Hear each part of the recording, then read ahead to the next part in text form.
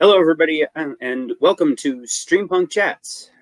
I'm here with my partner Scott Churchson, and we have Matt Loughlin here with us. He's the radio voice of the New Jersey Devils, going back a long time now. How many years? Well, this is my 18th year, which is incredible to think about. And it's been a complete blessing to be able to do it for that long. I had about 12 years before that on the TV side, so it's been a long association with the club. Yep, with MSG Networks and the precursor Fox Sports New York. You've done a bit of hockey, a bit of basketball. Did a bit of Mets pregame back in the day. I remember that. I did that 10 years. It was a great 10-year run, so a lot of fun. You know, you have the Pirates Talk podcast about Seton Hall basketball, which is available on Apple Podcasts and anywhere that you can get the podcast platforms. Even did high school basketball with TV 34, local Cablevision, local access back in the day. I've seen the tapes, so I know. Well, I will say this a little bit on Cablevision right there. Yeah, exactly. It was a great time. It's actually TV3, and we had a blast doing all these local games, and it was a great place to learn the business. You could make some mistakes, but you could try different things. And it was a great jumping off point for a lot of people who remain in the business today. So sometimes you're just lucky, right place, right time. And that was one of them. And I was glad I was able to spend a lot of years there cutting my teeth and learning my craft. Nice. Yeah. And of course, part of the WSU fraternity. With me at Seton Hall University. You were there a few years before I was 1978 graduate, I believe it was. Apologies if I'm dating you. No, that's okay. I will also 79. I am a child of the 70s there, but I get one extra year. And in this day and age, right? I mean, all you got to do is do a Google search and anybody can figure out when I graduated. And I'm very happy to have been a part of that. You know, there's been some serendipity that's followed me. WSOU, again, a wonderful learning place. And an opportunity to really discover what I love to do, which is broadcasting. I went to Seton Hall as a business major, fell in love with WSOU and thought I'd pursue it. And, knock on wood, it's been good ever since. Nice. Yeah, it was a great experience for me as well, where although I worked with a lot of talented people during my time there, people that work at ESPN, or have jobs all over the industry. But I ended up in the corporate world, and now through technology, and Scott and I said, okay, we can try let's try streaming, and it's been a fantastic new way with more opportunities out there for people to get into the industry. And you jumped into the podcast space, head first. So with the new technology out there, how does that help with roles in the industry? And it's one of the things that I talk to students about, whether they're from Seton Hall or other entities, and they ask, they're just looking for some way, like, how does it happen? And I say that, when I left Seton Hall, the world, the landscape was far different. When you were sending out letters, by the way, look it up, kids, and you were hoping to make contact there with some people and, here's my tape and what do you think and so on and so forth. And you get far more rejections than you get any encouraging return mail. But at any rate, now you can create your own programming. Back then you had to be hired by somebody.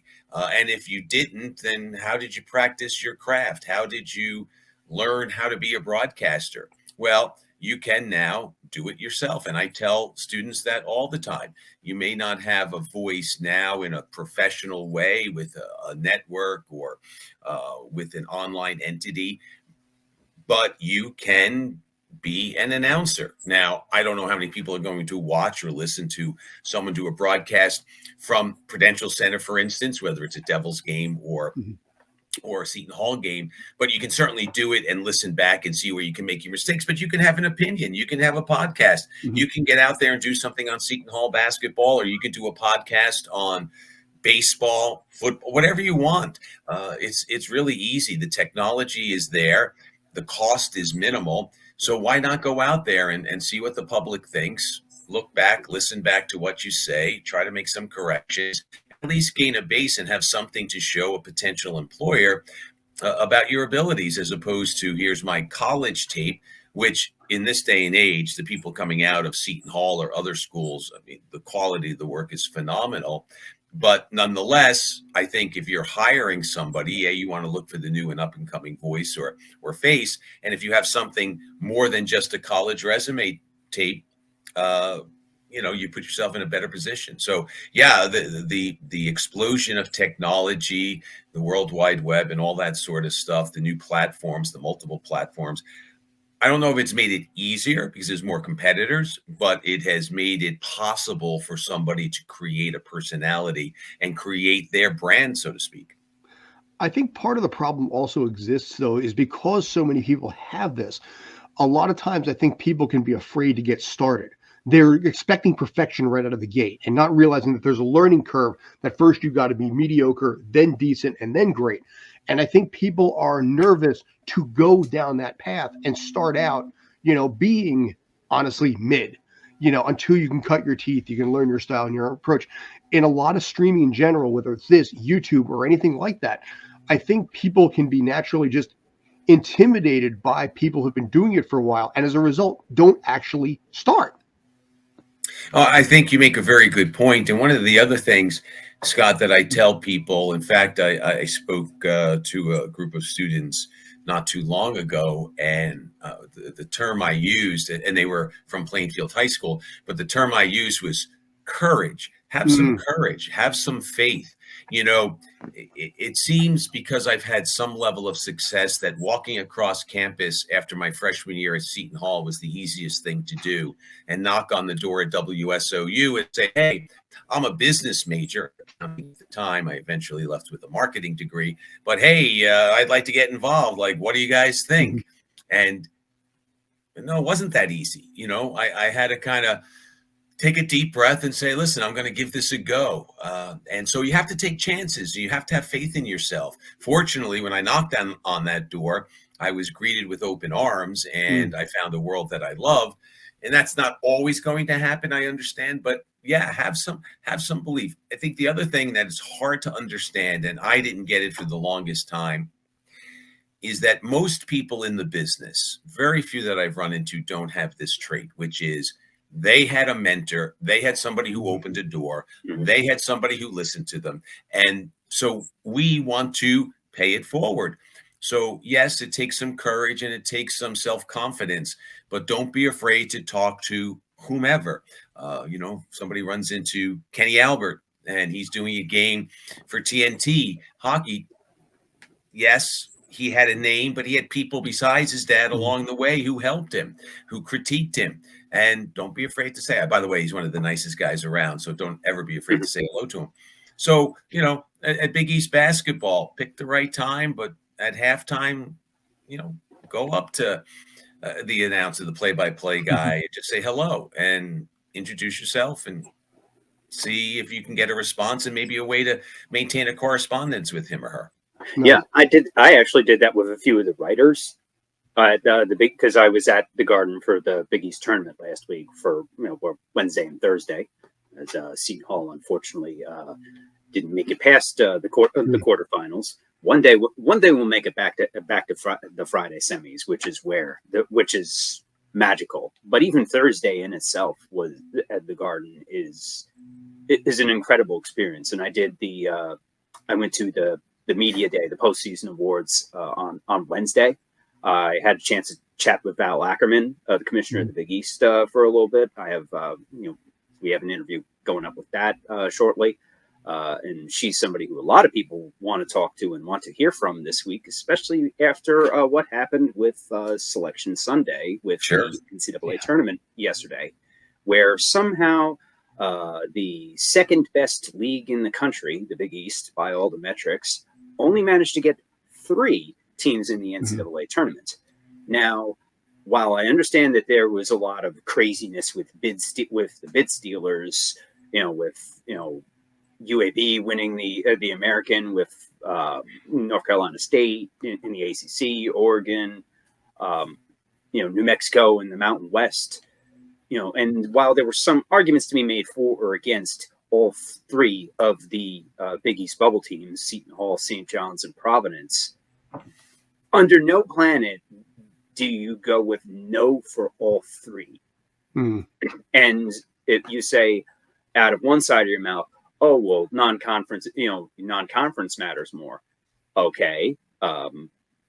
What about, there's been, while Seton Hall didn't have a great out of conference, other schools do have big wins. Seton Hall beat the best team in the country, and still nothing, because the net metrics aren't pretty enough. But Colorado State got in, Virginia got in despite only 2 quadrant 1 wins, and Seton Hall had 5, Providence had 6. Now, before eyes glaze over too much with talking about the numbers, just for teams like every year, every team wants to say, oh, well, this team should have gotten in over that team, but just it seems like a full disrespect of the Big East as a whole, and especially to Seton Hall, who went 13-7 in the conference and beat 2 of the top 10 teams in the country. So what is it? So what's your take on that, Matt? Yeah, very perplexing, very perplexing, very disappointed. A couple of points. I thought a few weeks ago, this was unquestionably an NCAA team, not just by the numbers, but also by the look, right? The eye test, they passed it. But then they stumble and they lose in a big way to both Creighton and to UConn. And now the rumblings start. This team is kind of a bubble team, and they've got to beat Villanova and they've got to beat DePaul. When I left the Rock after the win over DePaul, I felt pretty good that Seton Hall had secured a position. Good win. Then I got nervous again when they lost to St. John's. And then, as you mentioned, all the upsets and the bid stealers that took place over the weekend, I really was worried. So I was buckled that they didn't get the bid, but I kind of could see it coming just by the way things ended. My problem with the whole process is, to your point, a lot of people say, a lot of the bracketologists, and I follow college basketball, but I'm not an insider, and hockey takes a lot of my time during the winter. But a lot of people say, hey, listen, the Mountain West is really good. You sleep on them at your own peril. But 6 teams and only 3 from the Big East. Now, maybe I'm a little myopic in my view because I graduated from Seton Hall and I follow the Big East and I'm an Eastern guy, but that seems like a little out of whack, 6 versus 3. So I agree with all the points that you made. I don't get it. I don't know how you can win 20 games, be 4th in the conference, win 13 conference games, and be excluded. That being said, the net is a little, nobody really knows how that comes about, right? That secret formula, there's guesses by the bracketologists, no one ever explained it. That would make it a lot easier, right? If you actually knew what the net was, well, just add it up and you go, okay, this is going to cut it or it's not. The other thing, though, is there are biases. And I'm not saying that somebody sat there in that committee and said, no way am I letting a 4th Big East team in there. But people do have their personal biases. They see teams. They should, on the committee, see almost all of them, you would think, but is that really possible? So they watch a lot, they attend a lot of games, they sit down with a bunch of information that's given to them, and now they've got to shave a little bit at the end. And I guess it's kind of like an all-star selection. Oh, this guy should be an all-star. Okay, well then who do you take out? Right? So I think Seton Hall should have been in there, and I could argue that Michigan State doesn't belong in there because they didn't have as many quad 1 victories, but again, I don't fully know. Tom Izzo. They're not keeping Tom Izzo out of the tournament. Well, and even there you go. But no matter what you do, somebody's going to be unhappy regardless. Yeah, and that's the nature of any kind of a playoff selection like that. Yeah. But it's one thing. It's the inconsistency and the moving of the goalposts.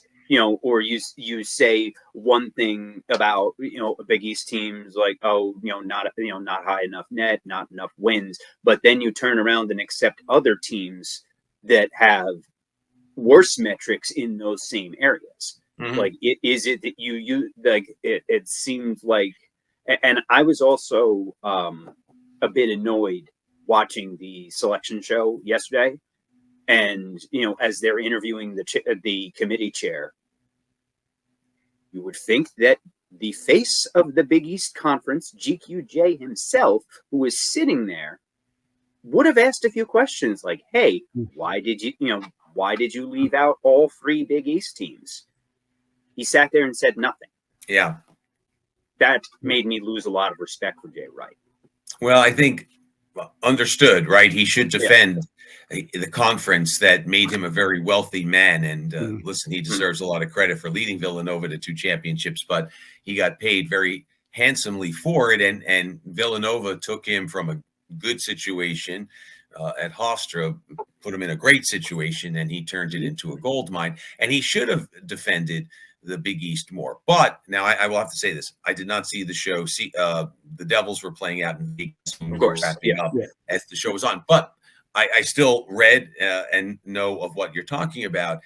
But let's go back to what you said. No way they're going to keep Tom Izzo out. So now you're CBS, and it's a business relationship. And how much are you going to put the committee's feet to the fire, right? But he should have said something. There's no question. And I think if we could have Jay on a conference call here, he would admit as much. He wasn't there specifically to defend his honor, but he was there to say something. Yeah, and also you can't bite the hand that feeds you to an extent. I understand that. Same as I also see that with Commissioner Val Ackerman. And where a lot of people are saying, well, why isn't she saying anything? She's pretty much been silent for the past, 24-ish hours since it happened. You'd think that if somebody would advocate for it, it would be the commissioner whose job it is to advocate for the member schools. Sure. But also at the same time, what I asked Commissioner Ackerman about the other day was how are the media negotiations going with Fox? Obviously, since it's ongoing legal negotiations, she can't really say very much. But that is the thing. Ongoing negotiations. If she says the wrong thing, Fox could say, well, the heck with you. We'll just, we were already paying $1 gazillion for the Big Ten. We'll just use all their basketball games. Yeah. So ESPN will say, sure, we'll toss you a few peanuts and you can, be buried in ESPN Plus behind, badminton or something. But it's a delicate game for everybody involved. But she could have said something. She could have come out. I'm sorry to interrupt, JD. She could have come out and said something in executive speech that everyone would understand what she said. She's not going to get up on a podium and slam her fist and point fingers and say this was the worst decision in the world and these people don't know what they're doing.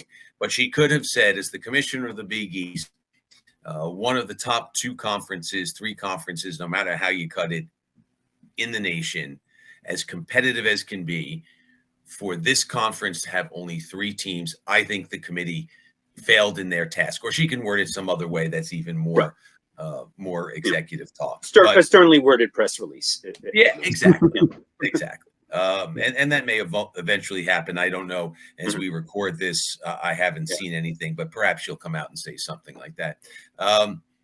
Because she wants to show support for the Seton Halls and the Providences, and to a lesser degree, well, she wants to show support for St. John's, but I think their argument was a little less stronger than than the Pirates and Providence. Yeah.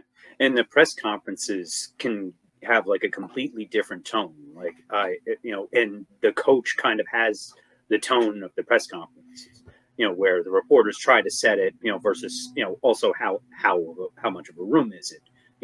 New Jersey and New York reporters are known for being a little combative. But I cover the Philadelphia Union in Major League Soccer. Jim Curtin, their coach, is a breeze to talk to.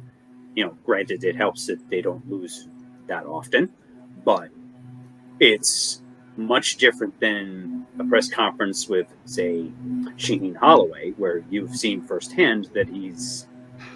I know he does it. Like, I'm not sure what Shaw thinks of me, but I know that he's had some not so great reactions to a few of my questions on the rare occasions I have. Which is not, honestly, right, that's not the worst thing either, because it means you're touching close to the truth, right? I mean, I think coaches would like it to be easy, softball questions and let's get out of there. But, if you ask a question that makes, the hair on the back of his neck stand up, then that's not so bad. You're doing your job when that happens. Yeah.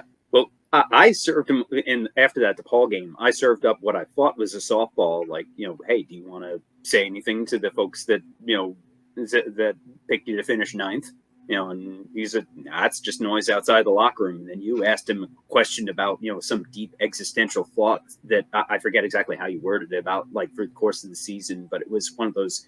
Yeah, but it just made him break, like, wow, that's a lot more brain than I have the brain power for to answer. I probably should have. I know what you're referring to. I probably should have asked the question differently. All I wanted him to do, and I don't think I did it well, was I wanted him to compare the feeling at that moment where Seton Hall was going into the Big East with 20 wins, and at the time you thought an NCAA tournament bid at hand, compared to last year, which was his first year, which was a difficult year, where they lost in the Big East tournament, and then they went on and just were disinterested in the NIT. Just a different feel. And whether, as he said, he hadn't gotten any sleep and he had headaches and all that sort of stuff, whether he just didn't want to answer the question. I was kind of looking for more of a reflective, whatever. I'm a better coach. We're in a better situation. Last year was satisfying, but this is more so whatever. But yeah, he didn't want to go there. Sometimes you have to know what the coach.